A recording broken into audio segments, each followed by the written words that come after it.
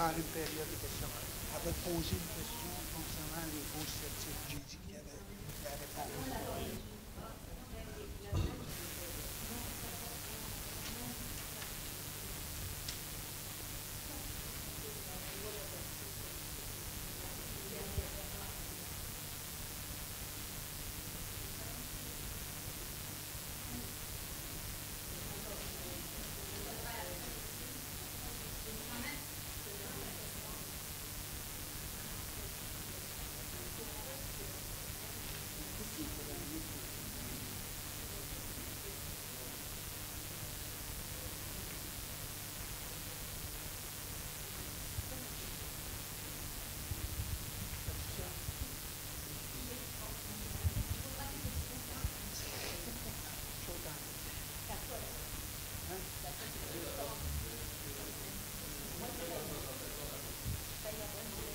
OK.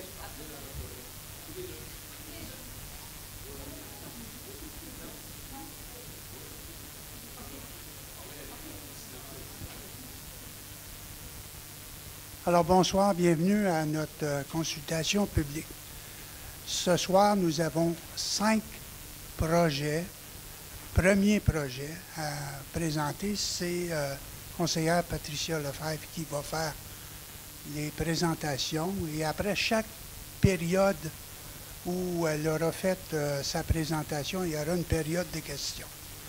Donc, sans tarder, j'inviterai Patricia à nous faire la première présentation, qui est le premier projet de règlement 115-1-2019,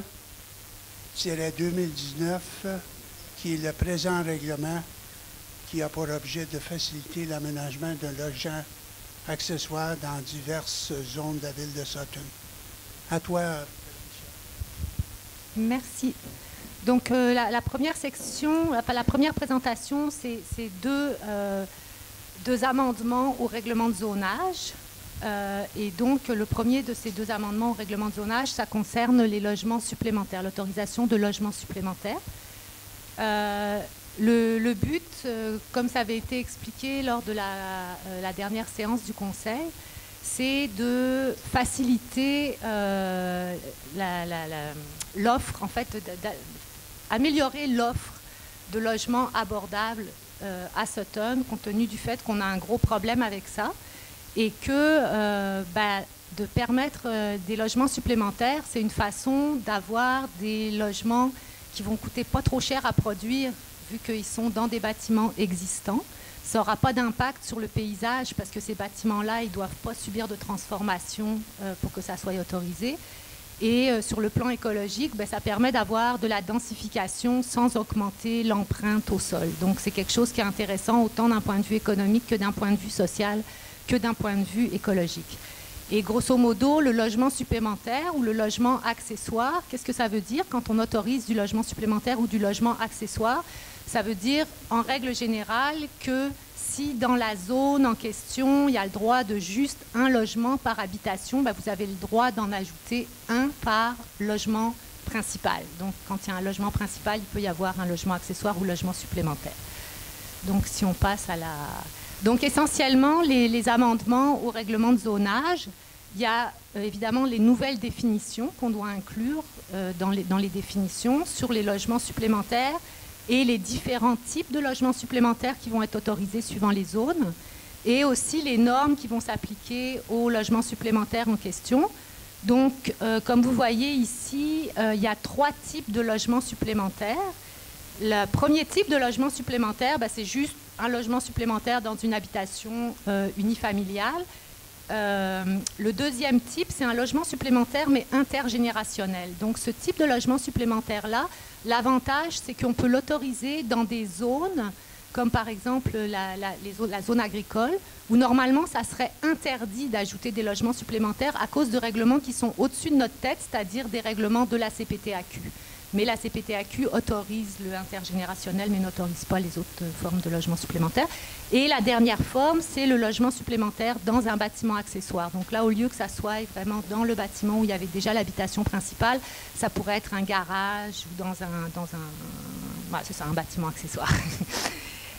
Et évidemment, la troisième type de modification, ben, c'est la modification des grilles de spécification qui vont avec le règlement de zonage pour, dans toutes les zones où c'est autorisé, être capable d'autoriser ça suivant les zones.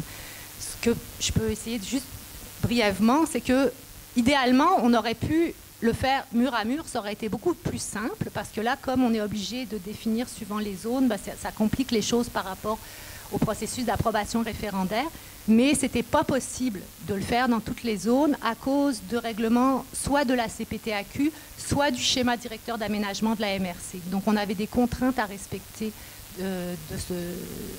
et c'est ça qui fait qu'on n'est pas obligé, on n'est pas capable de le faire mur à mur. Suite. Donc, le logement supplémentaire, ben, je pense que vous avez compris l'esprit. Il faut comprendre que c'est un logement accessoire. Donc, comme il est accessoire, ben, forcément, il faut qu'il soit plus petit que le logement principal, évidemment. Et compte tenu du but visé, là, vous allez voir qu'il y a des dimensions particulières qui s'appliquent.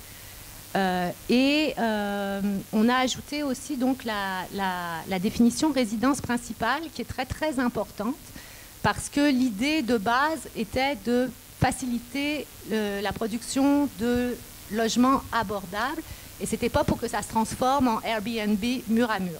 Donc, comme les dispositions de la loi sur l'aménagement et l'urbanisme nous permettent d'imposer des conditions, la condition principale qui va s'appliquer à tous les logements supplémentaires, c'est qu'ils soient occupés comme résidence principale. Il ne pourra pas être occupé pour de la location à court terme.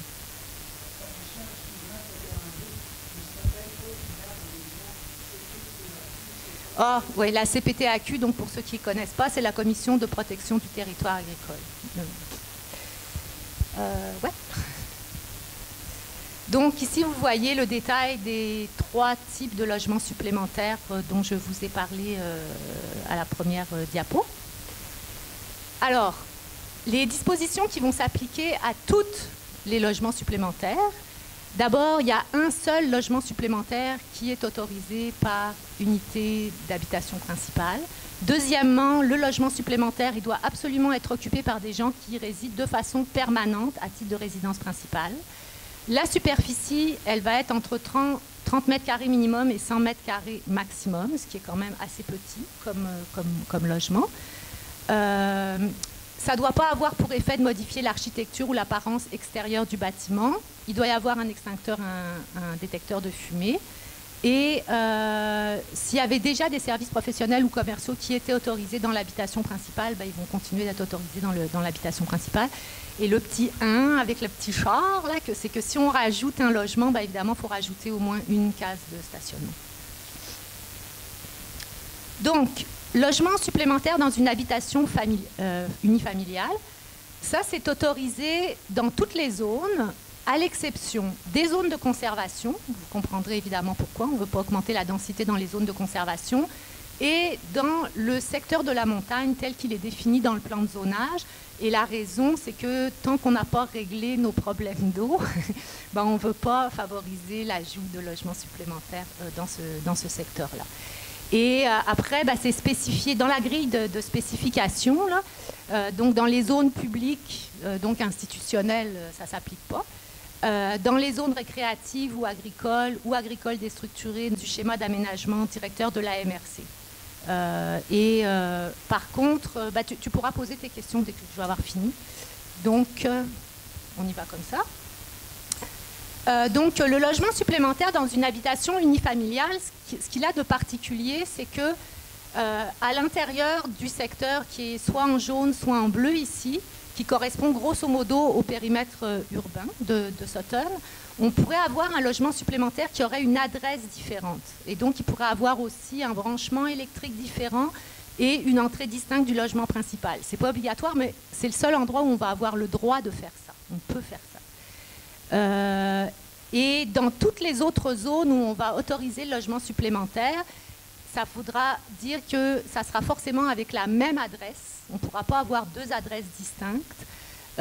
On devra utiliser la même entrée et le même branchement électrique et partager les installations d'eau potable et de rejet d'eau usée avec l'habitation principale. Donc, le logement supplémentaire intergénérationnel, c'est celui qui est le plus largement autorisé. Ça fait plus longtemps que ça existe et que c'est appliqué dans de nombreuses municipalités. Et il y a eu des jugements, il y a de la jurisprudence déjà au niveau de la CPTAQ qui fait que c'est autorisé en zone agricole. Ça a été reconnu récemment là, que c'était autorisé en zone agricole, alors que les autres ne le sont pas pour le moment par rapport à la CPTAQ. Là, peux-tu vous poser une petite question parce que j'ai pris connaissance un peu rapidement là. Si c'est interdit en zone PAM 06, PAM 09, PAM 11, PAM 14, ça c'est à cause des spécifications du schéma directeur d'aménagement. Ouais. Okay. Donc on peut passer à la suivante.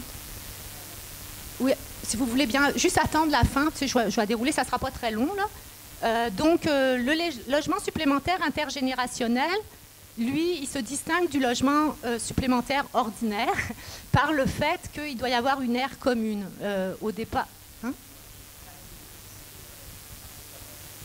Ok, c'est les PAM qui sont en secteur montagne. Donc, le logement supplémentaire intergénérationnel, donc, ça a été imaginé pour permettre justement d'habiter avec vos parents vieillissants. Là. Et donc, c'était pour ça l'idée qu'il y avait une aire commune qui devait être présente. Évidemment, il y a le partage des installations d'eau potable et de rejet des eaux usées. Et ça doit communiquer en permanence avec le logement principal par une aire commune. Le logement supplémentaire dans un bâtiment accessoire, donc ça c'est pour permettre d'aménager un logement supplémentaire dans au-dessus d'un atelier, au-dessus d'un garage ou dans un bâtiment accessoire.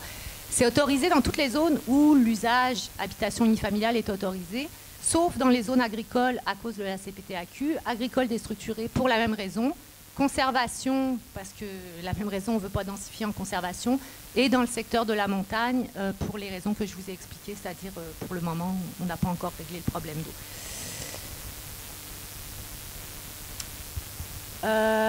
Donc, il y a des spécifications particulières dans le bâtiment accessoire. Donc, le bâtiment accessoire, il doit être distinct du bâtiment principal. L'aire occupée doit être totalement au-dessus du sol, là, parce qu'on ne peut pas mettre ça dans le sous-sol. Évidemment, si c'est un terrain qui n'est pas desservi, donc que c'est en dehors du périmètre desservi, il va falloir respecter les normes environnementales au niveau du traitement des eaux usées et au niveau de l'eau potable. On peut avoir une petite remise et la superficie d'implantation, elle est incluse dans le calcul de la superficie d'implantation autorisée pour les bâtiments accessoires.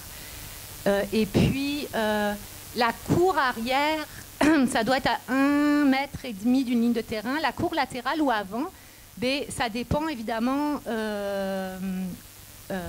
si ça se trouve être en dehors du village ou si ça se trouve être dans le village. C'est ça, hein? C'est pas comme ça qu'on l'a écrit. Cour latérale ou avant, minimum 30 mètres d'une ligne de rue. En tout cas, bon. Moi, j'avais compris que ça se distinguait parce qu'on ne voulait pas, à la campagne, que les gens soient collés. Là, parce que si on le met à minimum d'une ligne de rue dans le village, on va avoir des petits soucis.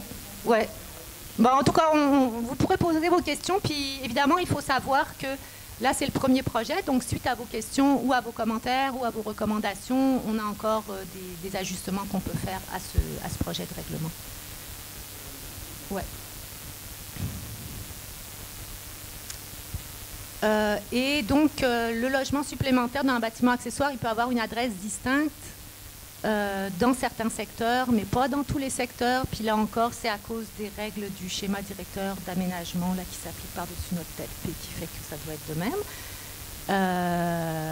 Et dans les zones où on n'a pas le droit d'avoir une adresse séparée, on doit avoir le même numéro civique et donc le même branchement, etc. etc. Alors évidemment, comme on change les usages, vu que ça peut avoir un impact sur la densité, c'est un usage supplémentaire qu'on autorise, c'est évidemment un amendement qui est sujet à approbation référendaire. C'est ça. Et donc, les modalités, vous les connaissez peut-être, mais on peut les rappeler. Donc, il y a une demande qui doit être reçue à l'hôtel de ville au plus tard 8 jours à la suite de la parution de l'avis public de demande de participation à un référendum. Et cet avis public, il va être publié dès l'adoption du second projet, enfin, dès qu'on aura adopté le second projet de règlement, avec éventuellement les modifications que vous nous aurez suggérées.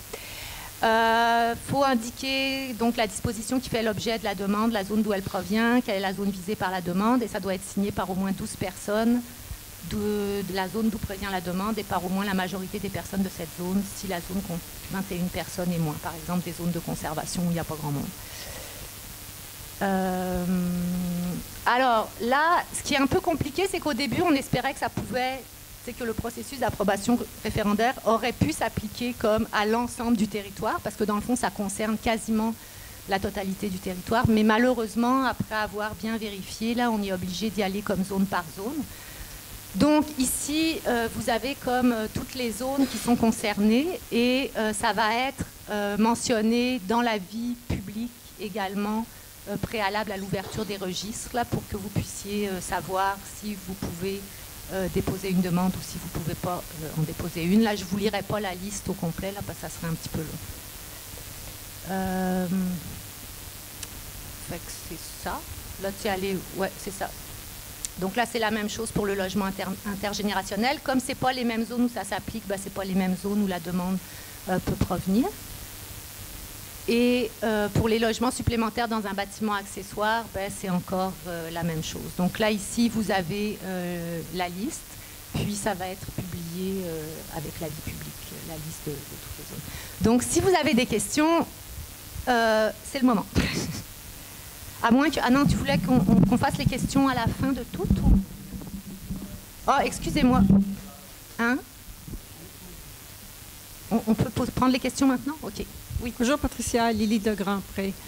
J'ai 3 ou 4 questions. La première question, pourquoi on fait ça un lundi soir, ne permettant pas aux villageois, aux gens qui habitent ici, de ne pas participer à cette séance de consultation? Première question. Deuxième question, ça m'inquiète de voir qu'on recommence à faire des choses à la pièce comme on avait fait avec la dernière administration. Et je me demande si, troisièmement, est-ce qu'il y avait de ces changements-là qui étaient dans le projet de loi qui a été défait en cours? Oui, alors la première question, je ne peux pas y répondre, ou enfin ce que je peux dire encore une fois, c'est que ce n'est pas nous, en tant que conseil, qui choisissons comme les dates, c'est-tu ça? Non, mais écoutez, là, c'est pas ça. Une question de... Excuse-moi, là. Je ne veux pas répondre de bêtises, donc Michel, non, mais on voudrait que ces assemblées-là soient ouvertes à tout le monde, soit un samedi ou un dimanche. Là. Ça fait des années qu'on demande ça et c'est ridicule que les gens qui ne sont pas ici pendant la semaine n'aient pas la chance d'écouter les présentations. Puis vous me dites toujours, c'est le conseil qui ne peut pas décider. C'est ridicule cette histoire-là. Ça devrait être fait la fin de semaine pour permettre à tous les gens qui payent des taxes à Sutton de...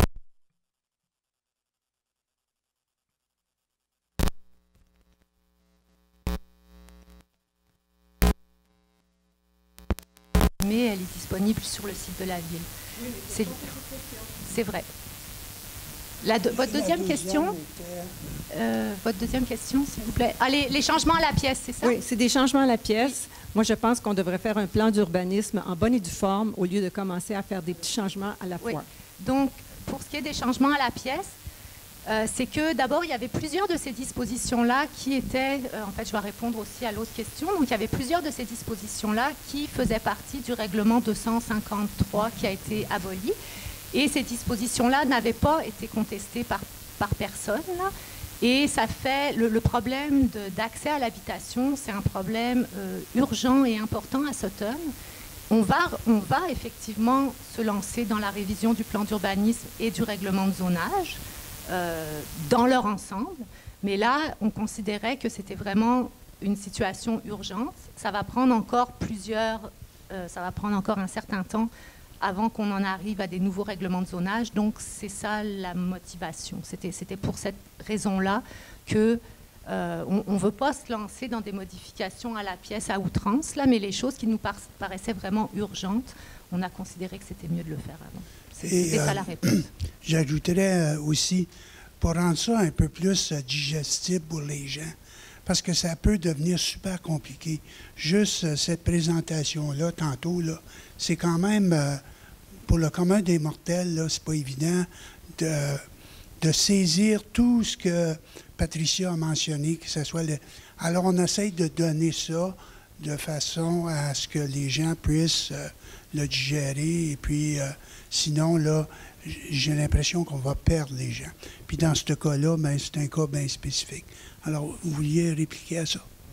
Raison de plus pour le faire la fin de semaine, c'est si compliqué. Alors, sur le choix des... vous pouvez me présenter, monsieur? Sur le choix des journées... Il y a Mme Dyer avant, je pense. Oui, oui. Alors, on va prendre en considération pour le moment. Sur la nécessité d'avoir les raccordements au système d'égout et de l'eau pour chaque nouvel domicile numéroté. Oui. Première question. Deuxième question. Sur une seule lot, on a une maison principale et on peut avoir une résidence supplémentaire dans la maison, seulement une. Mais si on a un garage et ensuite une petite étable... Non, ça ne marchera pas. Seulement, on limite le nombre par les bâtisses à l'extérieur? Oui, on peut absolument pas cumuler puis dire, OK, j'en ai une dans ma maison, je vais en faire une dans mon garage, je vais en faire une dans la grange. Non, ça ne marche pas. C'est une, point. Un dans la maison et un dans... Non, c'est une dans la maison ou une dans le garage ou une, mais on ne peut pas additionner. On ne peut pas se ramasser avec 3 unités supplémentaires. Et pour le raccordement au système d'égout et de l'eau? Oui, c'est spécifié, là, il faut absolument... oui. Madame Dyer, il va répondre. Oui, on a eu une question précise sur le branchement au réseau. Alors, quand il y a une fosse septique, quand il n'y a pas le réseau d'égout, qu'il y a une fosse septique, on peut raccorder un logement supplémentaire à condition de ne pas dépasser la capacité des installations qui sont là. Alors, la réponse, c'est oui, on peut le faire quand il y a des installations conformes. Mais sur les services de la ville, les égouts? Mais si les égouts passent, le nouveau logement supplémentaire va être branché sur le réseau de la ville. Un nouvel branchement? Sur le réseau de la ville. Moi, j'essaie juste de penser à un fosse septique en d'épuration dans le village. Ça serait difficile. Là. Moi, je le vois comme étant branché au réseau. C'est ça. Si on est à l'intérieur du système des secteurs de la ville qui sont desservis par le réseau d'aqueduc-égout, il faut absolument être raccordé au système d'aqueduc-égout. Mais comme il faut comprendre que c'est un logement supplémentaire là où il y a déjà une habitation qui est raccordée, ça va être raccordé via le système existant. Là. En fait, moi, je le connais particulièrement bien parce que j'ai fait ça personnellement il y a pas mal longtemps, par le biais d'un PPC. Moi, je pense que j'ai été la première au village à le faire. Et mon locataire, c'est le même, il se raccorde via mon système. Là. Il n'y a pas un nouveau raccordement. Il y a la possibilité de doubler l'usage de l'eau et l'usage des égouts. Oui. Parce qu'on ne restreint pas les gens dans la petite maison. Non. So on peut doubler l'usage partout dans le village. Est-ce que le système d'égout principalement, est-ce que c'est assez large pour... je pense qu'actuellement, notre système... Oui. Oui.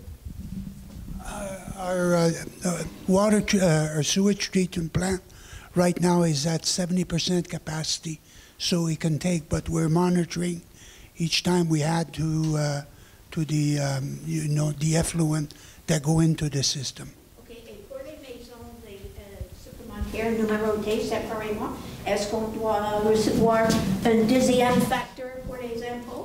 Un deuxième set de backburner? Non. Non? Non. En tout cas, je ne peux pas vous dire pour les bacs de recyclage et tout ça, là. Mais vous n'avez pas une deuxième facture de taxe, là. Non.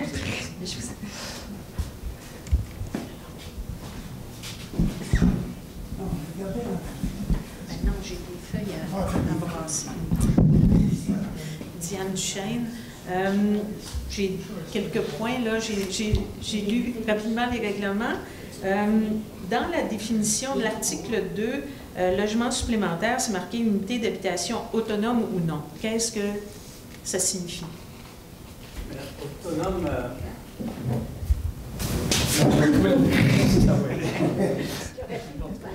La diapositive autonome, normalement, c'est un logement qui ne communique pas avec un autre. Puis s'il n'est pas autonome, comme les intergénérationnels, communiquent avec un autre logement. Ensuite, OK, merci. Ensuite, dans le chapitre 1 du règlement actuel, on a une définition de logement qui dit que c'est une unité de logement est une pièce ou un ensemble de pièces situées à l'intérieur, blablabla. Bla, bla, bla.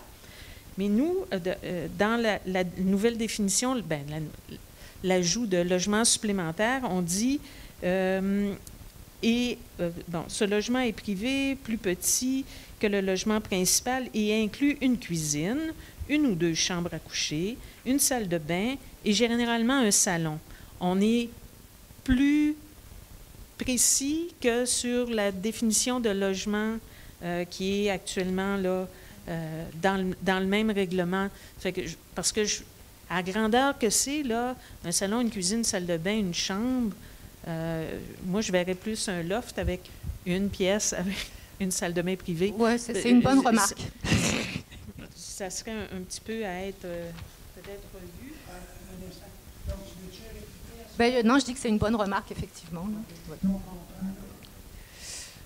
Ensuite, l'article 6, 1.1, disposition générale, on dit un seul logement supplémentaire est autorisé par une habitation unifamiliale, isolée ou détachée. Quelle est la différence entre isolé ou détaché? C'est une bonne question aussi. Vous avez des réponses. Vous faites référence au règlement sur les faux-sceptiques, probablement, là. Modification du chapitre 2, section 1, l'article 1.1, tel qu'amendé. Bon, ça ici, là. Oui, ce qui me permet, moi, c'est pareil, isolé ou détaché. Un seul logement, dans notre jargon, c'est la même chose. Autonome ou non, c'est la même chose. Pardon? C'est la même chose qu'autonome ou non, là, isolé ou détaché. Isolé ou détaché, c'est la même chose. À l'article 7, c'est mentionné 1.2, logement supplémentaire dans une habitation unifamiliale. Il faudrait peut-être mentionner si oui ou non c'est permis dans la zone AD et A, parce qu'on dit l'aménagement est autorisé dans une habitation unifamiliale H1 dans toutes les zones, à l'exception de la zone de conservation et dans le secteur de la montagne. Mais on ne parle pas de la zone AD et A. Ouais, je sais que c'est pas, mais pour quelqu'un là, un citoyen qui veut voir s'il peut, si moi je ne le sais pas, que la CPTAQ l'interdit, ben, c'est également une très bonne remarque. Et de ce que j'ai compris du processus d'évolution du règlement, c'est que ces informations-là, on les a reçues après que vous ayez reçu, après qu'on ait imprimé ce que vous avez entre les mains, là. D'accord. Donc, ça va être mentionné dans la version finale du règlement. 1.3. Logement supplémentaire intergénérationnel. C'est permis dans AD et A, puis c'est pas mentionné que c'est pas permis dans CONS. C'est permis dans CONS? Le Dans les zones intergénérationnel, oui. Conservation aussi? Ça, je pense que oui. Je pense que c'était autorisé en conservation, le intergénérationnel. Parce que ça fait un logement de plus dans une place qu'on ne voulait pas le...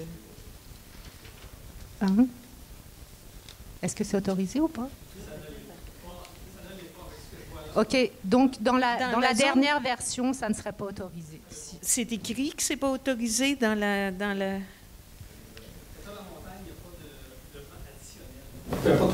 dans les zones de conservation. Alors, je continue. Et les zones suivantes, c'est 04, c'est 07. Oui. Et pas 05. Oui, mais c'est 11, c'est commercial, ça. Oui, ça, c'est commercial. C'est pas comme... C'est ONS. En tout cas, ce serait bien que ce soit mentionné, là. J'en ai encore, monsieur le maire. Sur ce point-là... Je vous donnerai ma feuille. Oui, merci. Donc, c'est à vérifier, là? C'est à vérifier. Moi, je sais qu'il y avait une discussion au CCU autour du fait de l'autoriser ou pas en conservation. et que l'avis général était que d'autoriser comme tes parents habitaient avec toi, là, ça c'était comme quelque chose qu'on pouvait comme autoriser en conservation, contrairement aux autres types de logements supplémentaires. Le problème, c'est qu'on ne mentionne pas dans la définition d'intergénérationnel qu'il faut que ça soit habité par un parent ou un enfant. Contrairement à ce qu'il y a beaucoup dans les définitions dans d'autres villes pour le intergénérationnel, si ce n'est pas mentionné, ça me dit juste qu'il faut que j'ai une pièce commune, là. Alors, à ce moment-là, ça serait... Donc, c'est un point à préciser. Ça serait bon. J'en ai pris note, mais ça se peut qu'on le définisse déjà intergénérationnel, qu'on n'ait pas senti le besoin de le définir encore. C'est pas défini comme, en tout cas, dans le règlement, là, je n'ai pas vu la définition, là, de... On en prend note, puis pour conservation, on en revient sur... Ensuite... Il n'y en a pas dans la conservation. Non, parce que là, vous êtes dans le accessoire. Elle parlait du intergénérationnel. Ça veut qu'on l'avait dit en début. Non. Intergénérationnel est autorisé. J'en ai d'autres, plus je me souviens plus. C'était en rouge, peut-être ça dans les... Non, t'as toujours pas de condition. Suivant. Il n'y a pas de conservation. Non. OK, on va regarder ça. Ah oui, puis dans les autres, là, c'est dans les grilles, là. OK. Dans les zones de conservation 1, 2 et 3, c'est marqué logement d'appoint au lieu d'être écrit logement supplémentaire. Ça aussi, ça a été corrigé. Dans la zone H01, c'est pas mentionné qu'on peut avoir un logement supplémentaire. Puis si je regarde H01 ici, il me semble qu'il y a du familial, là. En tout cas, il manque peut-être des petits pitons. OK. Écoute, si tu... Puis la reste des petits pitons, je vous le donnerai. OK. Merci. Merci beaucoup, Diane. Œil de lance. Monsieur, vous avez un pardon. Yann Gordon, potager d'Inhumé à Sutton. Bonjour. Donc, premièrement, moi, j'aimerais juste qu'il y ait l'histoire de faire des trucs la fin de semaine pour faire plaisir à des gens. Moi, je vais à Montréal 2 fois par semaine pour affaires. Ça fait que si quelqu'un a besoin de choses importantes pour sa maison, il devrait être capable de le faire. Je vais aussi au théâtre. Je suis allé au cirque mercredi dernier. C'était à Montréal. C'était très agréable. Maintenant, la zone agricole déstructurée, j'ai une question là-dessus. OK? Pour la CPTAQ, je pense que la Ville ne devrait pas limiter un règlement dans la zone agricole parce qu'elle présume que le règlement stipule telle chose. Parce que moi, en tant qu'agriculteur, n'importe quelle demande que je fais à la CPTAQ doit être préalablement acceptée à la Ville. Et si je dis, admettons, j'aimerais bâtir un bâtiment accessoire à la CPTAQ, ils vont me dire, est-ce que tu es correct avec la Ville? Là, je vais dire non. Ils vont dire, mais fuck you, on n'écoute pas ton affaire, ça ne nous intéresse pas, tu sais, comme, achète-nous pas. Puis, je peux même pas dire, oui, mais je veux faire une demande spéciale, je veux déroger. Ils disent, non, arrange-toi avec la Ville. Fait que vous rajoutez cette étape-là. Tandis que si vous faites la même chose, mur à mur, même si ça n'est pas permis en zone agricole, les gens ne pourront pas le faire parce que de toute façon, c'est la CPTAQ qui dira, vous avez juste à informer comme il faut vos inspecteurs ou les gens qui donnent les permis pour dire, ah non, vous êtes dans tes zones, on ne peut pas vous l'accorder parce que même si notre règlement, nous, il le permet, la CPTAQ ne vous le permettra pas. Tu n'as même pas besoin de l'accorder ou pas, eux, ils vont frapper un mur un moment donné. T'sais. Mais si vous empêchez ou vous excluez la possibilité de le faire en zone agricole parce qu'en ce moment, la CPTAQ ne le permettrait pas, ça bloque doublement n'importe qui est en zone agricole. Je comprends tout à fait le point. Par contre, on pourrait dire en sens inverse que si on l'autorise, et puis que les gens, ils vont s'imaginer qu'ils peuvent le faire parce que c'est autorisé, puis après, on va se faire blaster parce qu'on a autorisé un truc que finalement, en vrai, ça n'est pas autorisé. Mais, puis l'autre point, c'est que n'importe quel règlement doit être approuvé par la MRC. Puis la MRC, si on met des dispositions comme ça, je pense que c'est la MRC qui nous ont dit non, tu peux pas mettre, parce qu'au début on voulait le mettre au moins en zone agricole déstructurée, puis on fait comme non, tu peux pas faire ça. Mais c'est quand même un super bon point que tu soulèves, puis je pense qu'on va avoir une petite discussion avec la MRC pour voir si, comment est-ce que ça devrait... Parce que, tu sais, lisez le site, la MRC, là, c'est du greenwashing, mur à mur. Là. Vive l'agriculture, venez-vous-en, installez-vous. Tous les agriculteurs que je connais ont frappé 4-5 murs. Ouais. OK? Fait que quelqu'un, il faut mettre les violons en conséquence, là, tout s'accorder. Maintenant, ça c'est correct, c'est peut-être 30 mètres de la ligne de rue. Toutes les maisons ancestrales que je connais ont été faites à moins de 30 mètres de la ligne de rue. Ça fait que là, en mettant ça en zone agricole, bien, tous ceux qui auraient un droit grand-père ou que la maison est là, qu'est-ce que tu veux que je fasse, elle est à moins de 30 mètres. Vas-tu que je fasse une dérogation mineure avant de commencer mon projet qui coûte 700-800$ pour payer un avocat qui écrit quelque chose dans le journal. Puis, tu sais, sérieux, là. Oui, mais ça, c'est un hyper bon point que tu amènes, mais je pense qu'il y a eu comme un petit glitch, là, comme une...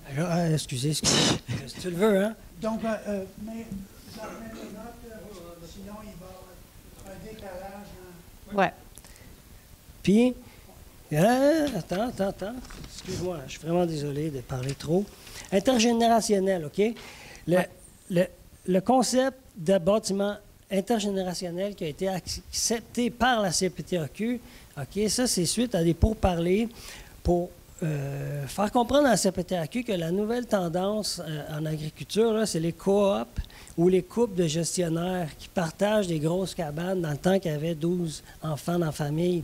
Puis là, eux, ils font vivre la ferme en gang. OK? Autant que les passations de transfert familial, qui permettaient d'avoir les enfants et leurs parents dans la même maison. Mais il y a surtout une ouverture pour des gens qui ne sont pas affiliés par le sang. Là. Super bon point.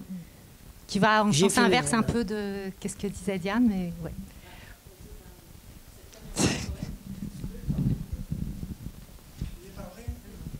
Donc, si je comprends bien, c'est pour permettre l'industrie agricole de survivre. Donc, pour aider l'agriculteur, oui. Pour aider, on devrait avoir une flexibilité à ce niveau-là. Hein? C'est ça que je comprends? Ça aiderait. C'est ça que j'ai compris, en tout cas moi. C'est bien ça? Yes, and I have some, well, you can stay there. There. I have some questions about your considérant que points. I think it would be good if you clarified les bénéfices sur les plans social, économique, écologique. Il faut expliquer comment... OK. Sans coût additionnel pour l'ensemble des contribuables, can you explain how you're going to tax these additional residences? Because they're going to cost the town money. Okay. They take water, they use the sewage, they use the security. How will they be taxed? Well, what happens usually is that if you have this logement supplémentaire, there will be the evaluation of your house is going to change because of that. So it's on this basis that you will have additional taxation. Then for the explanation about the social and environmental and ecological impact, what I meant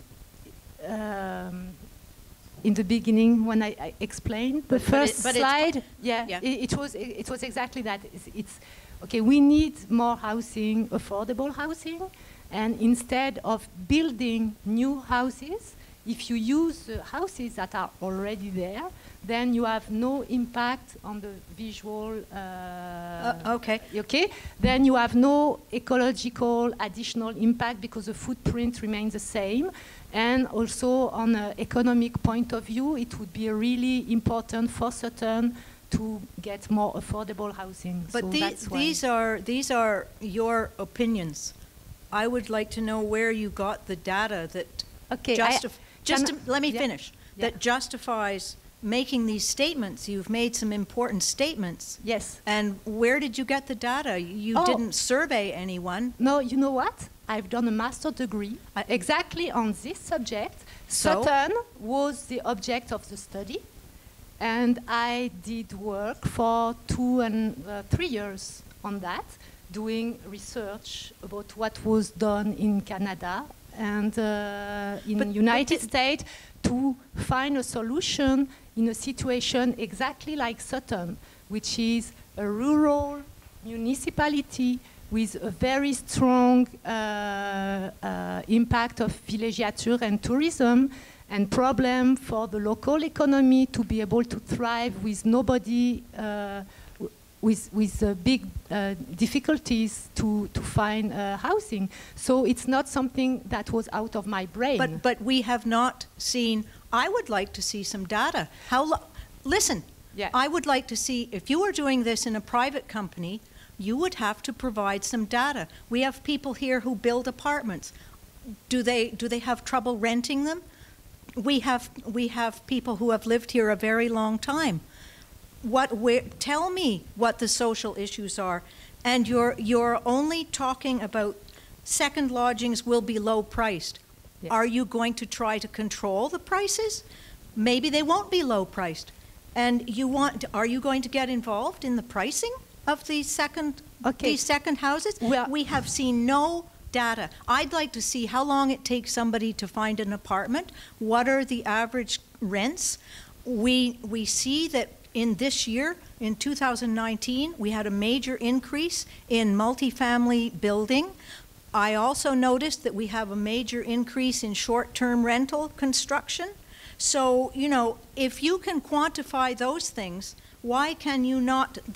I respect that you have a master's degree, but you did not do a master's degree on Sutton in the last 10 years. Yes, and I think that we deserve to see the data. Excuse me, Mrs. Dyer, but this master degree was done in the last 10 years. And for the other data you are looking for, these data were provided by the MRC, were provided by the CLSC. We are here for, and by the CEDEC. We are here for 2 years, and there were presentations to the population of Sutton. Is it on the internet? Is it on the town website? I cannot tell you if it is on the town website, but I can tell you that there were public presentations here, a few public presentations, and this data exists. It needs to be put in every citizen's hands, because many people can't come to these. Yes. If it's valid data about Sutton, Yeah. then we should see it. Every citizen should be able to see it. Every citizens were invited to the presentation. I don't know if these presentations are on the website. If they are not on the website, maybe we could add them on the website, but I can assure you that the data exists and was collected and was presented to the population of Sutton. Was a survey done? You make some very important statements here, and not every citizen in Sutton had a chance to put in their opinions. And what about the report from the CCU that you refer to? These are part of the wording for your bylaw. Therefore, people should be able to see the background of this wording. It's important wording, and people should see the details. They should see what the CCU said. Well, That should be public. I don't know if this should be public, but I think that, yeah. Can we go to a next And question? I wonder why this was not put at least on the town website, this presentation, before tonight. Okay. The presentation you see tonight, we can put it on the site of the city before tonight. It's impossible. Okay, it's the bylaw. We have to present them? make a decision like presentation like tonight. And about data, MRC have a lot of data about logement, housing, everything like that. I can make some research to have the main data and inform you and put on the side of the city about easy or how difficult it is to have a logement here in Sutton. To respond to your data issue, I called it maybe soft data because it's not on paper. But in my daily walkabout in different organizations, whether it be the CIUS, whether it be with the business community. There's a recurring theme, and also young people are coming in to Place aux Jeunes. They come into Sutton. They'd like to work here because we have a nice environment. They like the mentality. They like, our city, which is compact. And one of the issues that comes up is always affordable housing.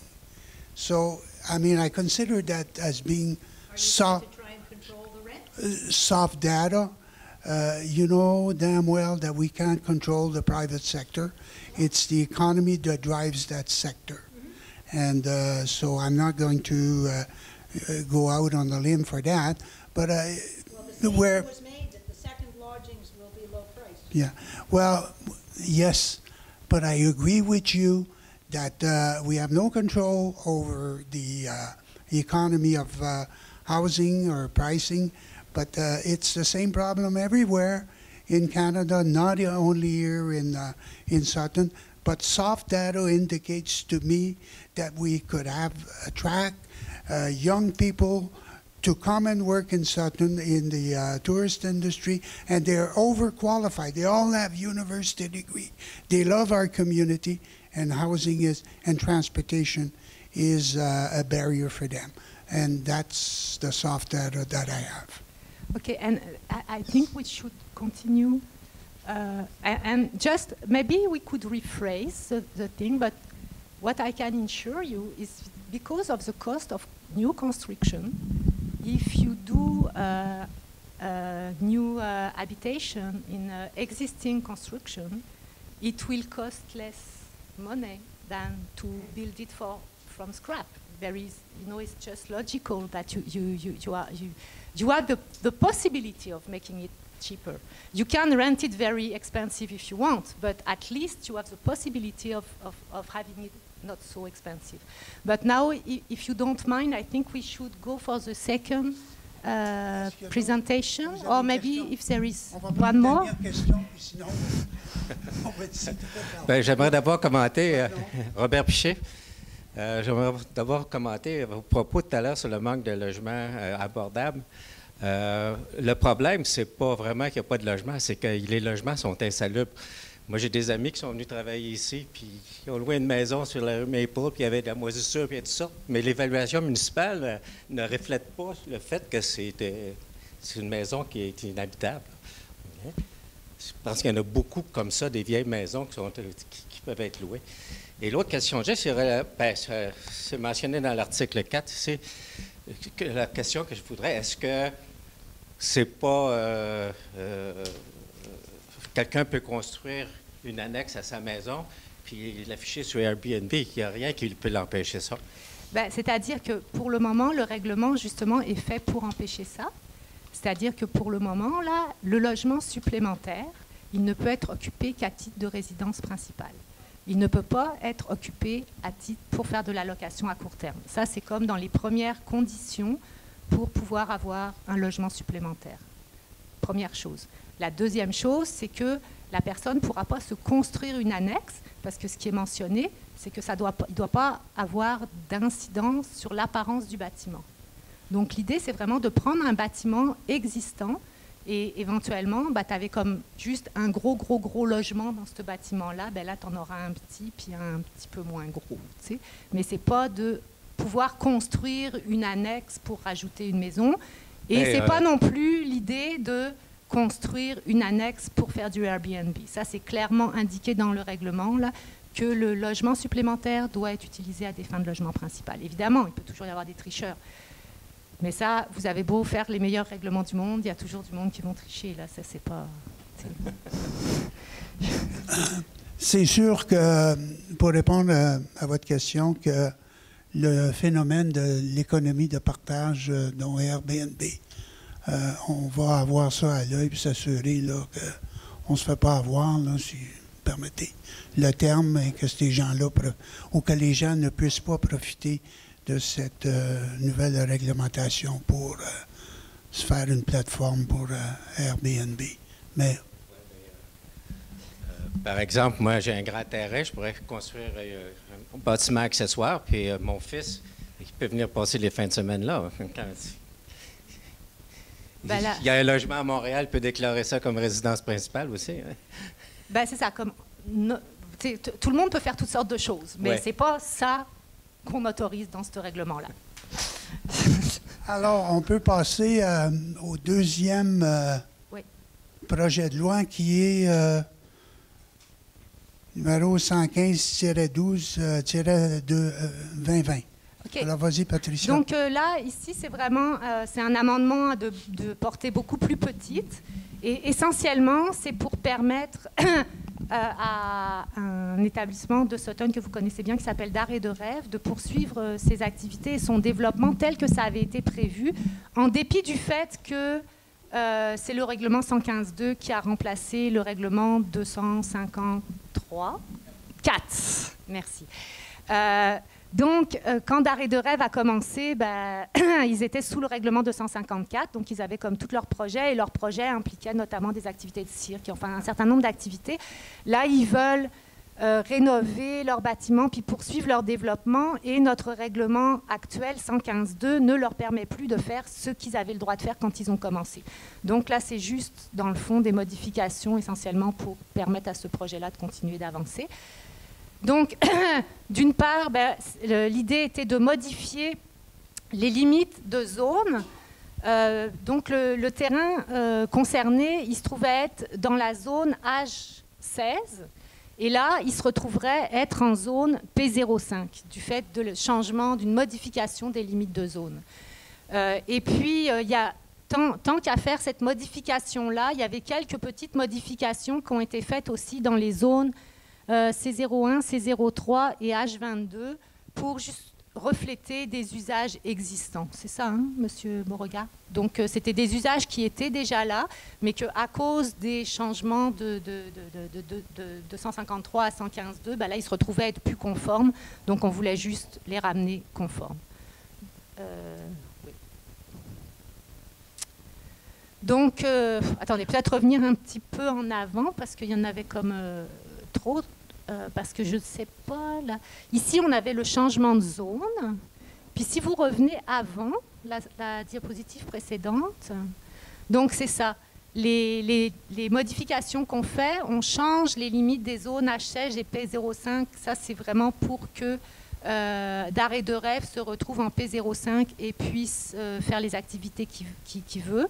Ensuite, de permettre l'usage résidentiel dans les zones C01 et C03 pour régulariser plusieurs logements qui s'y trouvent, et de permettre l'usage institutionnel dans la zone H22 afin de régulariser l'usage qui s'y trouve actuellement. Donc, dans la zone H22, l'usage qui existait depuis longtemps, mais qui, en fait, en théorie, ne serait pas autorisé, c'était c'était la Villa des Monts. Donc, les Villas des Monts, ils étaient illégaux. Donc, là, du coup, ils deviendraient légaux. Ensuite, dans C01 et C03, c'est des zones mixtes où il y a des commerces avec des habitations à l'étage, mais sauf que là, à cause de notre ancien règlement, ça ne marchait plus. Donc là, ça va autoriser. Les logements en question vont redevenir légaux. Et sinon, il y a cette histoire de changement de limite de la zone P05 et H16. Alors, effectivement, on change encore des usages. Donc, il y a toujours le processus d'approbation référendaire qui s'applique. Sauf que là, c'est un peu plus simple parce qu'il y a moins de zones qui sont concernées. Mais c'est exactement les mêmes dispositions que je vous ai expliquées lors de la précédente présentation. Est-ce que M. Beauregard... Donc là, vous voyez les zones qui sont concernées et les zones contiguës. Donc les zones qui sont concernées sont les zones qui se trouvent être en beige, et les zones contiguës sont celles qui sont entourées avec le trait vert. Et encore une fois, là elles sont nommées ici, et il va y avoir un avis public de la même façon que pour l'autre modification de règlement de zonage, où ces zones-là vont être énumérées une nouvelle fois.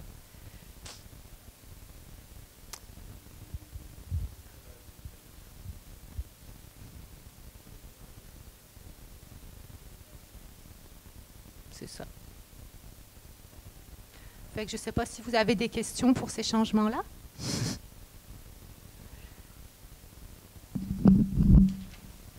Diane Duchesne. Non, je serai correcte. Excusez. Les grilles de spécification, la grille C01, on a unifamilial, mais on n'a pas de logement supplémentaire, puis de logement intergénérationnel, là, qui... Ben, c'est parce que dans les zones commerciales, tu sais que c'est des zones mixtes. Oui, mais si tu as une... Mettons que j'ai une unifamiliale dans ce secteur-là, je ne pourrais pas me faire un logement supplémentaire, là, si c'est pas... Non, ben c'est ça. Là, ça se rapporte donc à la période précédente. Là, évidemment, je n'ai pas fait le détail des changements dans les grilles de modification, de spécification, mais je présume qu'il y avait des raisons logiques en arrière de ça. Tu sais, la C01 qui est annexée avec le règlement, là, on a rajouté bifamilial, trifamilial, multifamilial. La C01, ce qu'on a probablement fait, c'est qu'on a regardé la faisabilité qu'il y ait de l'unifamilial effectivement sur place ou du multifamilial. C'est comme ça qu'on a déterminé s'il y aurait du logement supplémentaire ou pas. Les petits espaces comme ça dans les centres urbains, là, on peut les faire bâton de pèlerin un par un pour adapter les règlements. C'est la raison pour laquelle je vous dirais que c'est pas prévu dans C01. Là. Puis on veut une dominante commerciale aussi. Là. Oui, mais bon, c'est ça. Puis je voudrais, pour répondre tantôt, là, pour les consultations la semaine ou la fin de semaine, j'aimerais juste faire remarquer aux gens que la fin de semaine, beaucoup de citoyens résidents de Sutton travaillent parce qu'ils travaillent dans l'industrie du tourisme, ils travaillent dans l'agriculture, dans les commerces. Alors moi, comme, mettons là, un exemple simple, moi, je ne peux pas venir le samedi, je ne peux pas venir le dimanche. La plupart du temps, je travaille ces journées-là. Puis c'est sur mon point. Merci. Je vous en prie. Il y a d'autres questions? Non? Donc, à ce moment-là, on peut passer... Ouais. Oh, je suis allée trop vite, finalement.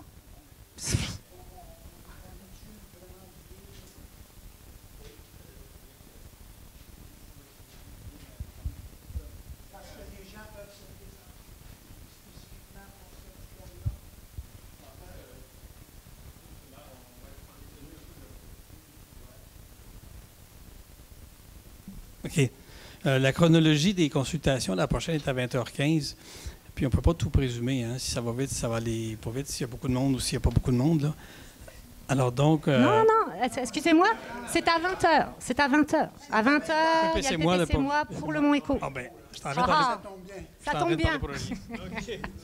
Alors, la prochaine, c'est le premier projet de résolution adopté en vertu du règlement numéro 220 PPC-moi relatif au lot 6228-180 du cadastre du Québec, si au 2651 chemin du Mont Éco, PPC-moi, whatever.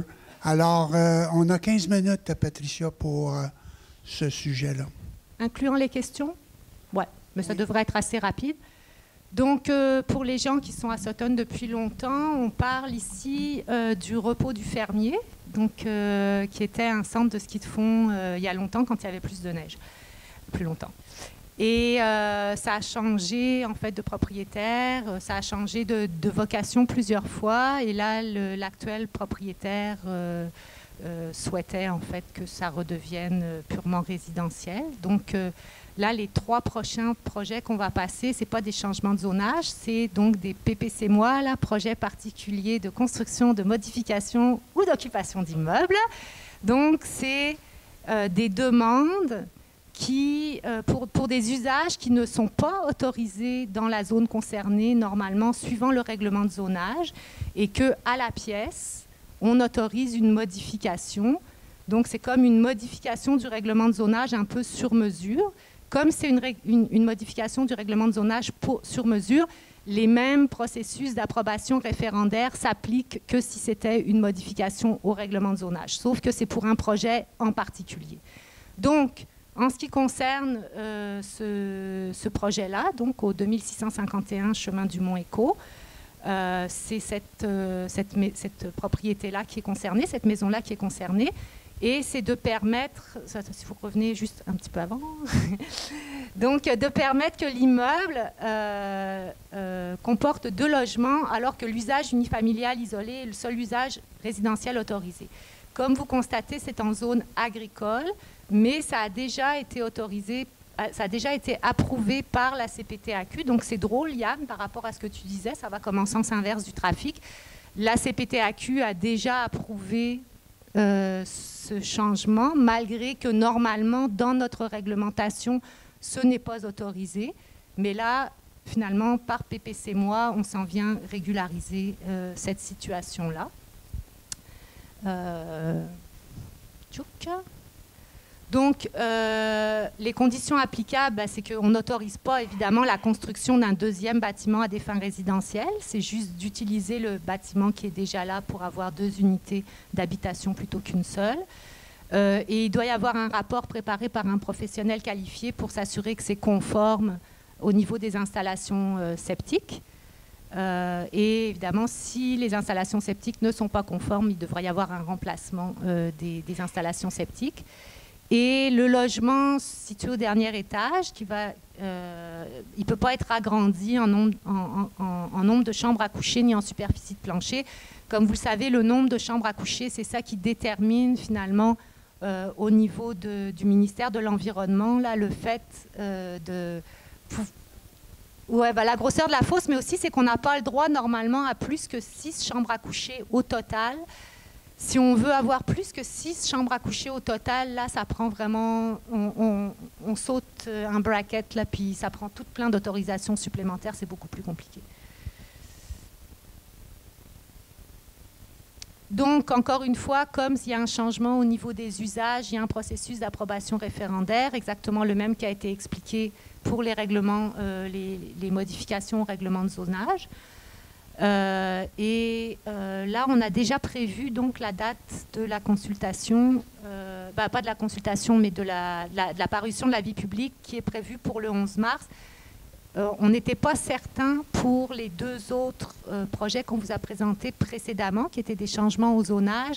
Suivant les questions ou les recommandations, tout ça qu'on allait avoir à la consultation publique, ça se pouvait qu'il y ait un certain nombre de modifications à faire, auquel cas, on ne pouvait pas s'assurer d'être capable de le passer lundi prochain. C'est pour ça qu'on n'avait pas mis de date. Mais pour ces PPC Moi-là, c'est quand même beaucoup plus simple. Donc, la date est déjà prévue. Et l'avis public devrait paraître le 11 mars. Et là, il faut indiquer la disposition, la zone d'où ça provient, la zone visée, signée par 12 personnes, sauf si la zone compte 21 personnes ou moins. Et donc, la zone qui est concernée, c'était la zone A01, c'est ça, hein, monsieur? Et donc, les zones les zones contiguës, PAM 01, PAM 02, RUR 01, RUR 02, RUR 03, CONS 01. Donc, toutes les gens qui proviennent de ces zones-là peuvent éventuellement demander l'ouverture d'un registre. Et c'est ça, si jamais vous avez des doutes à savoir si vous êtes dans la bonne zone ou pas, ben, vous avez juste à vous adresser au service d'urbanisme. C'est ça, hein? Celle-là, elle était facile. Donc, je ne sais pas s'il y a des questions. Ce n'est pas une question, mais je sais que Diane et Yann ont parlé que ce n'était pas vraiment nécessaire de faire ça la fin de semaine. Si vous vous rappelez, les gens qui sont ici depuis un certain temps, les assemblées publiques où on a eu le plus de participation ont toujours été les fins de semaine. Alors moi, je pense que c'est tellement différent d'aller à Montréal pour un théâtre ou au cirque ou quelque chose comme ça. Pour moi, la Ville de Sutton a une obligation envers tous ses citoyens de présenter des possibilités d'être présents. Alors, je pense que c'est comme ça. C'est les assemblées. Le dimanche, vous vous rappelez, il y avait 450 personnes à l'église une année. Puis d'autres assemblées qui ont eu lieu les fins de semaine, c'est toujours celles-là qui ont le plus de monde. Si je peux me permettre, j'étais présente à l'Assemblée où il y avait 450 personnes, puis ça dépend peut-être pas juste de la date, ça dépend peut-être du sujet aussi qui est traité, là. Mais écoutez, on n'en fera pas un débat, on prend en considération le commentaire de Mme de Grandpré. Là, on a 10 minutes. On a 10 minutes à attendre. 10 minutes à... Alors, ouais. Fait que si vous avez des questions... Avez-vous des questions?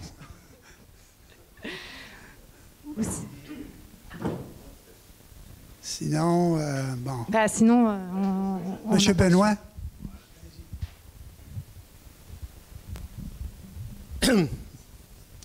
Ma question, c'est pour... qui veut répondre, M. Beauregard? On fait beaucoup de dérogations, finalement, des changements au règlement. Est-ce que vous pouvez nous parler du processus que vous allez suivre pour revoir les règlements de zonage, le plan d'urbanisme et puis le règlement de lotissement? C'est quoi la planification du travail à l'heure actuelle? Bien oui, en 2020, cette année, on va mettre en marche une modification de nos plans et règlements d'urbanisme, mais principalement pour que plans et règlements ensemble tiennent le même discours, là. Alors, on va éventuellement déposer au Conseil un devis d'appel d'offres parce qu'on va recourir à une firme d'urbanisme pour se faire assister dans un projet comme celui-là. Alors donc, dans un premier temps, c'est un arrimage plein règlement d'urbanisme. Et dans un deuxième temps, l'année prochaine, ça peut être des ajustements là, pour avoir des pleins règlements, je ne dirais pas modernisés, mais à jour. Donc oui, en 2020, le Conseil, quelque part en avril ou mai, on devrait officiellement lancer un appel d'offres et va s'en suivre éventuellement toute la procédure prévue par la loi, les consultations publiques. Vous serez informé de tout ça là, à partir, je pense, de façon réelle là, au mois de mai, là, quand une firme sera retenue. Alors, c'est ce que je pourrais vous donner pour information pour l'instant. C'est quoi le délai, par exemple, pour faire l'étude? Vous allez donner un mandat à une firme d'urbanisme. Ça va être quoi le délai qu'ils vont avoir? Parce que s'ils vont commencer probablement au printemps, fin du printemps, été, prendre connaissance du dossier, j'imagine c'est 5-6 mois d'études, donc ça nous amène presque à la fin de l'année. Je ne penserais pas que ce soit 5-6 mois d'études parce qu'on sait ce qu'on veut, puis on serait capable d'orienter la firme dans ce qu'elle a à apprendre dans le plan d'urbanisme et dans ce qu'elle a à apprendre dans le règlement d'urbanisme.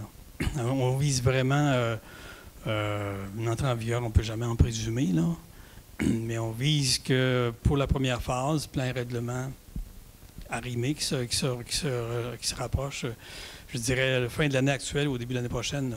La deuxième phase d'ajustement, ça c'est... On va faire le débat qu'on a fait pendant 3 ans ici. Là. Et si on fait un remplacement, il faut commencer par le plan d'urbanisme. Pour l'instant, je ne suis pas là-dedans. Là. Remplacement ou modification. C'est important, parce que si... comment vous expliquez ça? C'est un peu à l'envers. Non, mais c'est parce que là, je pense qu'il y a peut-être quelque chose. On s'apprête à remplacer le plan d'urbanisme, à faire une mise à jour du plan d'urbanisme qui doit être forcément le prochain plan d'urbanisme devra être adopté le même jour que le nouveau règlement de zonage et le nouveau règlement de lotissement. Là, on espère vraiment de lancer la machine au printemps. De façon, nous, ce qu'on vise, là, c'est l'adoption du nouveau plan d'urbanisme et des règlements de zonage et de lotissement à l'automne, c'est au plus tard, là, vers le mois de septembre 2021. C'est ça le but. On n'espère pas que l'ensemble... C'est ça, on ne peut pas imaginer que l'ensemble du processus soit complété d'ici la fin de cette année-ci. C'est un processus qui va s'étaler sur 2 années. OK. C'est pas ce que je vais... Ben, il va y avoir des consultations préliminaires, bien évidemment, là, qui vont commencer probablement... ben, je ne suis pas dans le détail des dieux, là, mais disons que dans ce qu'on s'imagine, grosso modo, là, dans le processus, là, il va sûrement y avoir des consultations qui vont commencer en 2020, d'ici la fin de l'année 2020. Là, il faut que la firme d'urbanisme se familiarise évidemment avec l'ensemble de notre réglementation actuelle, mâchouille tout ça, puis là, on va commencer à travailler là-dessus. Mais si le passé est garant de l'avenir, oui. Hein, on sait que ça a pris beaucoup de temps ici pour faire un consensus. Et moi, je pense que c'est important que la planification du travail soit bien expliquée, puis qu'on soit d'accord avec la façon dont ça va être géré, où il va y avoir à ce moment-là des moments où il va y avoir un input de la population. Ben, certainement. Je pense que dès qu'on va être prêt, on va l'expliquer. Là, pour le moment, on n'est pas encore prêt à l'expliquer, mais ça va s'en venir bientôt. On n'a pas l'intention de répéter les erreurs du passé. On sait que c'est un dossier qui est très high profile. Et puis, on va mettre toutes les chances de notre côté qu'on réussisse à coucher avec ce dossier-là. Parce que vous êtes une personne qui va être consultée pour s'assurer qu'on est sur la bonne voie, parce que vous avez piloté de A à Z la contestation. Donc, on va s'assurer... M. Benoît, là, je vous le dis que si on... Oui. Non, mais sérieusement, moi, je pense que la réflexion qui n'a pas eu lieu la dernière fois... La réflexion qui n'a pas eu lieu la dernière fois, justement, c'était la principale erreur. Il ne faudrait pas reproduire cette erreur-là, parce que je pense ici que la plupart des gens sont très intéressés par le développement, autant économique, social, culturel de Sutton. Tous les gens ont plein d'idées. Je pense que c'est très, très important de s'inscrire à l'intérieur d'un mouvement de consultation publique et de participation. On voit, il y a des gens qui ont travaillé sur Philtex de façon presque autonome, là. Je pense qu'il faut ici que la municipalité profite de l'input des gens là-dessus, parce que si vous ne le faites pas, on risque, parce que c'est un processus qui est compliqué, complexe, on le voit, oui. Juste pour ce que vous présentez ce soir. C'est très compliqué, les zones qui sont affectées, l'information qui est déficiente à travers tout ça. Ça peut amener des gros problèmes pour la municipalité. Je suis tout à fait d'accord avec vous. Il faut absolument éviter ça cette fois-ci. Oui, absolument. Mais je pense aussi que... Merci pour votre... excuse, Patricia. Oui. Merci pour votre intervention. Puis c'est sûr que on va écouter là, tout le long du processus les commentaires que vous pouvez faire là, pour s'assurer qu'on ne se ramasse pas dans la même situation qui a été que les citoyens ont vécu, pour qu'on puisse accoucher avec un règlement au moins à l'intérieur de notre terme. Et non, ça ne sera pas un projet de loi privé. Puis, si je peux ajouter quelque chose, c'est que on a tous été un peu affectés par le psychodrame du précédent plan d'urbanisme et des règlements, là. Mais il faut se rappeler quand même que le précédent plan d'urbanisme, il y avait une fusion. C'était suite à une fusion. C'était le premier plan d'urbanisme de la ville de Sutton fusionné. Donc, c'était quand même un processus très complexe. Là, on part quand même d'un plan d'urbanisme qui a réussi à faire consensus pas mal. Je veux dire, le fond du plan d'urbanisme, je pense qu'il y a encore beaucoup de choses. On n'a pas besoin de réinventer vraiment la roue, là.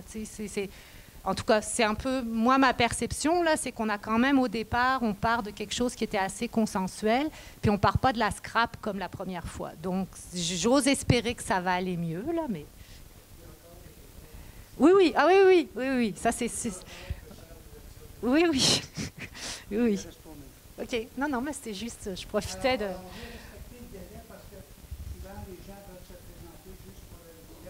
Donc, le prochain... item, le premier projet de résolution, PPC-moi, 4 millions. Fait qu'à I15, on va débuter, parce qu'il se pourrait que des gens se présentent.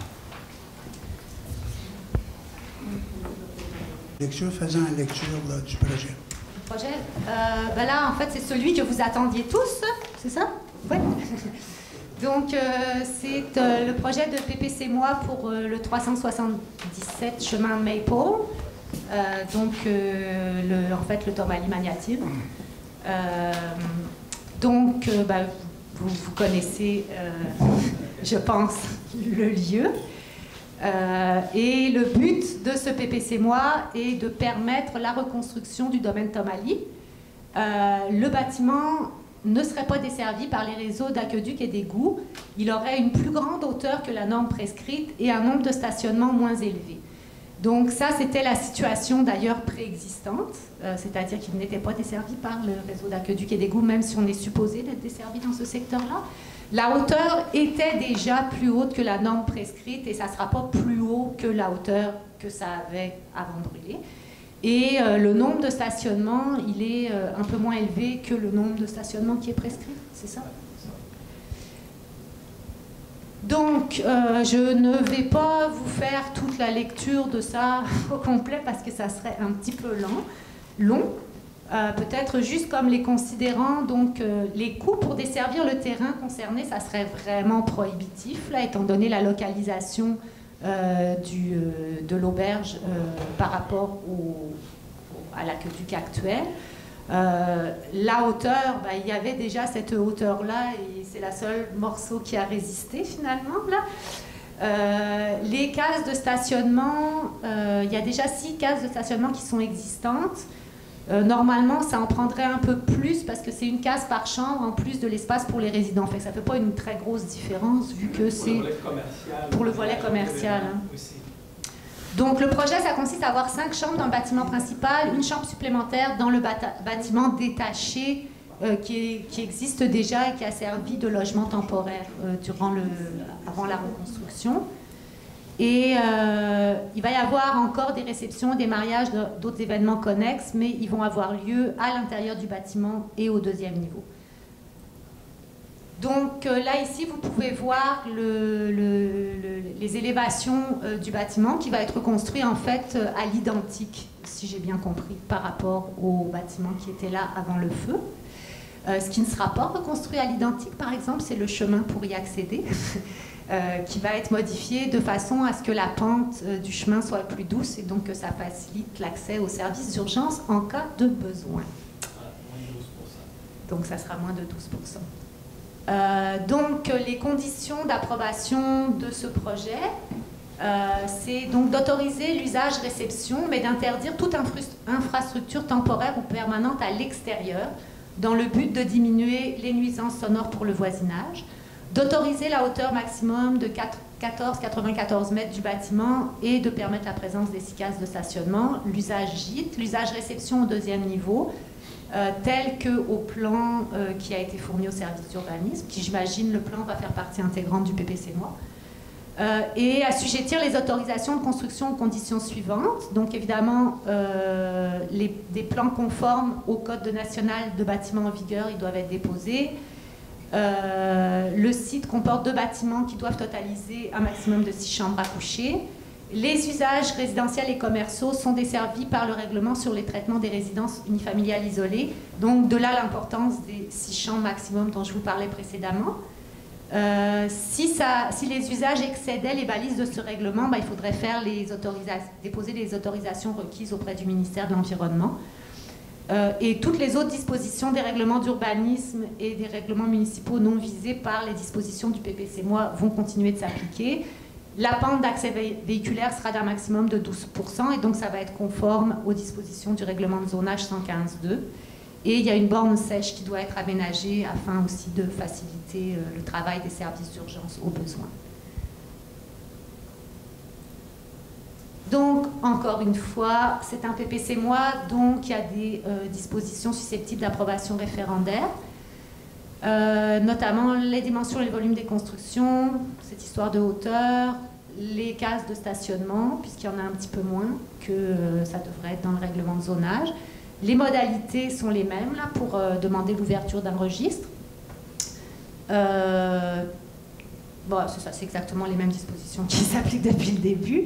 Donc ici, vous allez voir donc, la zone qui est concernée, c'est REC 09, et les zones d'où peuvent émaner des demandes d'ouverture de registre, c'est donc H38, REC 03 et REC 08. Et REC 09, mais ça, c'est le propriétaire. Je ne pense pas qu'il va demander l'ouverture d'un registre contre lui-même. C'est pas mal ça. Hein? Ouais, c'est pas mal ça. Là encore, c'est pas mal plus rapide. Donc, si vous avez des questions, des commentaires, vous êtes bienvenus. Thomas, you want to make some comments? Non, mais juste, voyez-vous que je voulais souligner que pour se brancher aux eaux municipales, aux égouts, ça serait vraiment difficile parce que dans la rue, il n'y en a pas. Donc, ils sont plus bas. 1,2 km. Oui, oui, mais donc il faudrait qu'on traverse le champ qui appartient à quelqu'un. Il faudrait que ce quelqu'un me donne les servitudes. Et puis, donc, c'est ça. Ça serait beaucoup plus simple si ça aurait été dans la rue. Oui. Oui, oui. Donc, mais la réflexion va être exactement comme c'était au début. Et puis, au niveau des places de stationnement, nous avons plein. Donc, si c'est existant, mais, il y a de la place pour 100 voitures s'il le faut. Parce qu'on a quand même le terrain de 26 acres. Ouais, ben c'est ça, ça aurait été un peu idiot de demander d'aller asphalter les champs là, pour les réceptions. Alors, s'il n'y a pas de questions, il faut attendre à 1h30. Alors, soyez patients. Oui, allez-y. Votre nom encore? M. Yann Gordon, potager des Nimets à Sutton, merveilleuse municipalité. OK, j'aimerais savoir, c'était à propos des compteurs électriques. Je n'ai pas compris l'importance d'utiliser le même entrée électrique que celle existante si on créait un deuxième logement. Ça, c'est des subtilités réglementaires qui découlent de la CPTAQ, What? Ouais. Ça vient de la commission. OK, il faut vous aider. Mais expliquez-nous pourquoi. Ça vient de cette exigence-là, ça vient de la Commission de protection du territoire agricole. Et il faut comprendre que cette commission-là ne veut pas favoriser la construction, l'occupation résidentielle en zone agricole. Donc, avec ce critère-là, ils se disent qu'on n'est pas facilitant, le bâtiment ne peut pas être grand, il peut y avoir beaucoup de monde. Mais ça vient vraiment de la commission. La commission a dit à la municipalité de Sutton, s'il vous plaît, ne permettez pas plus qu'un entrée électrique. Elle dit ça à tout le monde, toutes les MRC, toutes les villes. Ouais.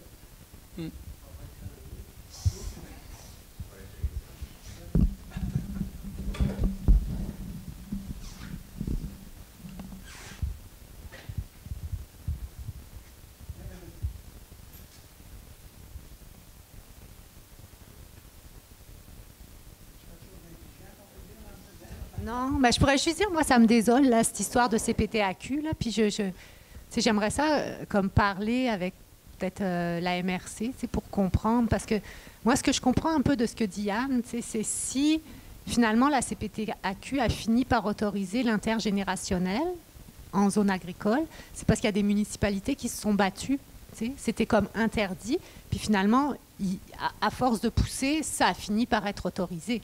Mais si à chaque fois tu prends pour acquis que tu fais rien parce que c'est interdit, ben tu peux pas repousser les limites. Fait que je serais bien curieuse de parler avec la MRC pour voir. Parce qu'au final, c'est quand même la MRC qui approuve ou pas nos règlements. Fait que s'ils nous disent non, ça passera pas, il n'y en a pas question, ben là, on peut rien faire. Mais ça vaut la peine quand même, je pense, de discuter avec eux pour voir, ben regarde, là, si on l'essayait, là, est-ce que tu dirais non? Là, je sais pas. Entreprises qui ont fait rentrer le 600 volts à leur serre. C'est une activité agricole. Le 600 volts, c'est industriel. CPTAQ a dit OK.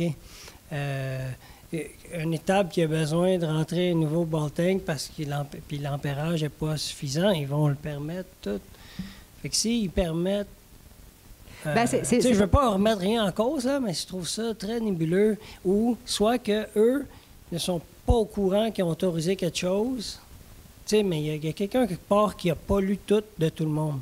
Puis je ne dis pas que c'est vous, là. Ça se peut que ce soit la CPTAQ, mais à valider vraiment. Ouais, non, mais je trouve ça intéressant comme questionnement.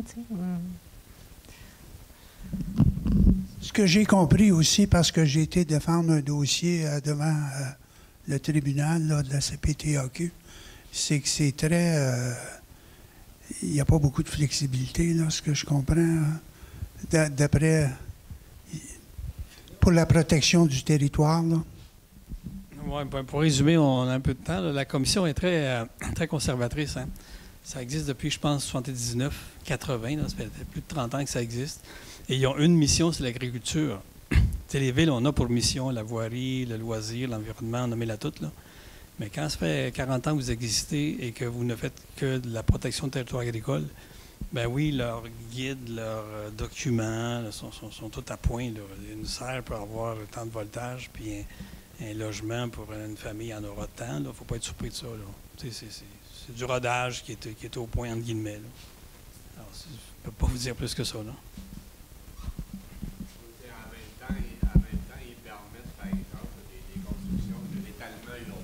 Dans la rive sud de Montréal ou en rive nord de Montréal, sur les terres agricoles les plus fertiles du Québec, là, tandis que nous autres, ici, dans nos terres de roche, là, tu ne peux même pas repasser un bâtiment accessoire de plus. Il y a comme incongruité. Ce n'est pas une inflexibilité, c'est de l'incongruité de la part de la CPTAQ, tant qu'à moi. Là, bon. Je ne pourrais pas vous parler des cas que je ne connais pas, là, ce qui se passe à la Rive-Nord de Montréal. Je ne doute pas de votre parole du tout, là, mais ce qu'on sait en général, c'est que la commission du dézonage n'en donne plus. Les gens disent « moi, je vais aller me faire dézoner », mais dites plutôt que vous allez essayer d'avoir une autorisation, parce que la commission du dézonage n'en donne plus. Par contre, dans les périphéries de Montréal, avec toutes les pressions qui se fait là-bas, politiques et autres, peut-être qu'il se fait du dézonage, j'en l'affirmerai même pas ce soir. Mais oui, jusqu'à nouvel ordre, la commission a mis un cadenas au périmètre urbain jusqu'à nouvel ordre. Là. Bon, le timing est bon, donc on peut aller pour la dernière présentation. Vas-y, Patricia. Oui. Donc, la dernière demande de PPC Moi émane de la Brouerie. Donc, ça va être pour autoriser un usage qui s'appelle industriel léger dans ce qui était la clinique médicale. En fait, c'est je ne sais pas si vous pouvez juste avant, je vous en prie. Donc, oups. Donc, la rue principale sud, Cemetery, donc la Brouerie est là. Et ça, c'est la clinique médicale et, qui va déménager. Et donc, la Brouerie s'est portée acquéreur du bâtiment et a besoin de plus d'espace parce que ça marche bien. C'est une bonne brasserie. Donc, là, il nous demande l'autorisation d'utiliser l'ancienne clinique médicale pour, d'une part, c'est de... Enfin, l'industriel, en fait. Au rez-de-chaussée, donc, c'est vraiment l'espace de transformation, enfin, de fabrication et d'entreposage de la bière. Et à l'étage, il conserverait un usage d'hébergement. Ouais. D'habitation ou d'hébergement? D'hébergement, je pense. Me semble-t-il. C'est de l'hébergement, donc c'est ça. Donc, l'étage supérieur, là, il y aurait quelques chambres supplémentaires une fois que le bâtiment va être rénové. Et l'étage au rez-de-chaussée, c'est la fermentation et l'embouteillage pour la brouerie. Et pour le moment, évidemment, les usages industriels légers ne sont pas autorisés. La brouerie, je pense qu'ils avaient déjà dû passer par un PPC Moi pour être capable d'installer la brouerie, puis d'être une brasserie. Là. Et là, ce n'était pas autorisé à cet endroit-là de faire ça. Donc, le projet de PPC Moi, c'est les conditions d'approbation, finalement, pour autoriser ces usages qui sont demandés, là, qui est de la fermentation de bière et un volet hébergement à l'étage. On autoriserait l'usage industriel léger, industrie d'aliments et de boissons, et l'usage établissement hôtelier dans le même bâtiment.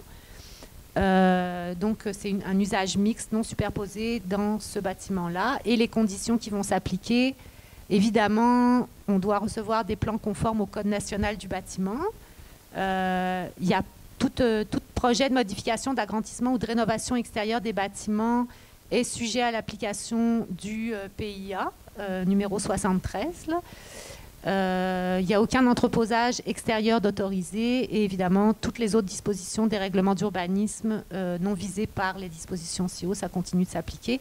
Donc, le règlement 73 portant sur les plans d'implantation et d'intégration architecturale, il s'appliquait déjà dans ce secteur, donc ils vont s'appliquer à ce bâtiment-là. Fait que c'est pas mal ça. Encore une fois, c'est un usage qui normalement n'était pas autorisé, donc il y a un processus d'approbation référendaire qui peut s'appliquer de la même façon que tous les autres projets qui ont été présentés. L'avis public, ça sera le 11 mars.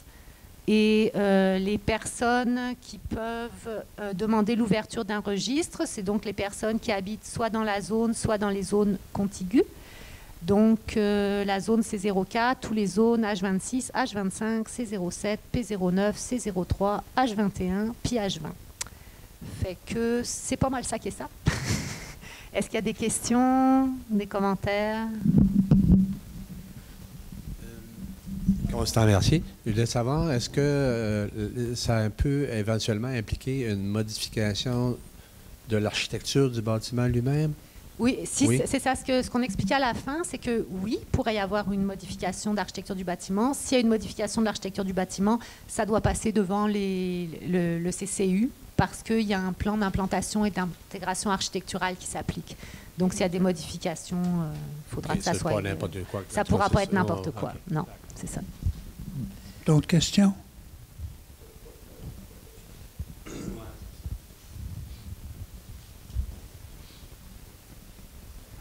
S'il n'y a pas d'autres questions, tu as le mot de la fin. OK, je change de micro. Merci beaucoup. Puis, bonne soirée. C'est ça? Hein? Au revoir.